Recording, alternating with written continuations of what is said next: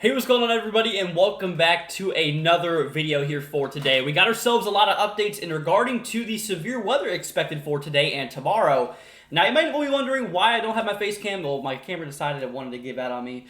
I don't know what's going on with it. I think it's a software issue or anything like that. But anyways, my friends, glad to have you guys here for today. So, straight off the bat here for today, our severe weather risk has actually been withdrawn from portions here of Oklahoma. Just right off the bat, we are still expecting widespread severe weather to occur across portions of eastern Kansas and portions of central and northern Missouri, portions of Iowa, northwestern Illinois. All of Wisconsin is in the risk here, as well as portions of eastern Minnesota. So these are the regions in the dark green where we are expecting severe weather to be expected. The light green is basically saying a few thunderstorms cannot be ruled out, but all those severity is not really expected to occur. So in regarding to tornadoes, there is no tornado threat for today. Thankfully, we did not want to deal with any of that. There is a hail threat across portions of that dark green area, across portions of the Central Plains into the Midwest and Upper Midwest. Same thing for for damaging winds as well.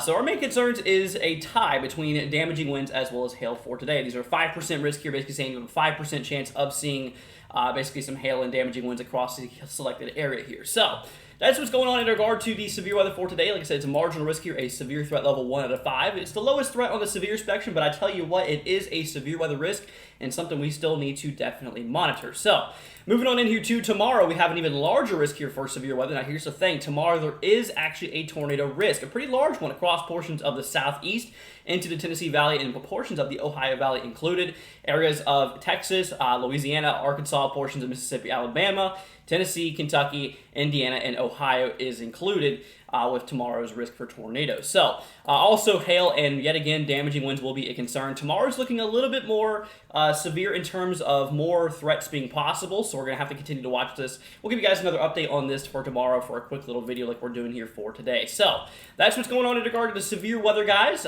Currently, that is happening right now. So, let's go ahead and move over to the tropics and let's see what's going on down there across portions of the Atlantic. Alrighty guys, so now we're moving on over here to the National Hurricane Center and regarding to the latest outlook here. We actually do have an upgrade in regard to things.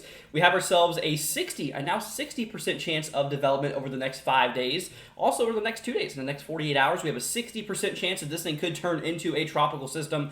Overall, still relatively there's still a little bit of grounds we need to watch out here for.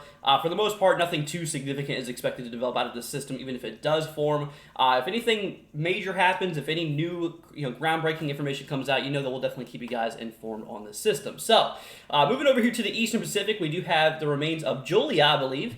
We have ourselves, this is Disturbance 1. We now have a 30% chance of overall formation through the next 5 days.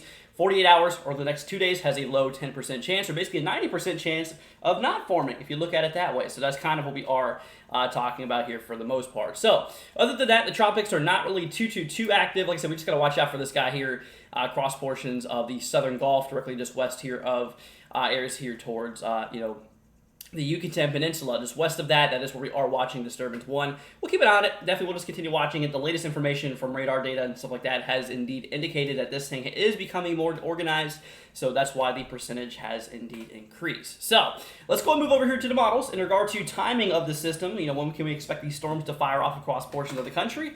We'll look at those here right now. Alrighty guys, so now we're moving on in here into the models. We're taking a look here first off at the NAM 3-kilometer model. This is a high resolution model. The time is on the top right, if you guys can see right where I'm highlighting this area. It's showing 1 o'clock p.m. on today, so basically for the 11th. So, a little bit of precipitation across portions of the Midwest. We check way down here in time. We are expecting a late initiation, basically late firing off of these storms here. According to this model, we are going to see some nighttime thunderstorms really start to kind of kick off maybe around 11 to 12 o'clock, kind of around the midnight hours. We're going to start to see some of the storms fire off across portions of Kansas and Nebraska, and maybe even the portions here of Minnesota. Now, I will say that these models are not perfect. Do not trust us to be exactly precise. Just get an idea based off of what this does have to say here. So, now we're going to go ahead and move on over here into the HRRR model. This is our high-resolution rapid refresh model. Once again, the time is on the upper right-hand corner there. So we track our way down in time. Now, according to this model, it kind of does show maybe a little bit earlier, kind of showing maybe around 10 o'clock or so.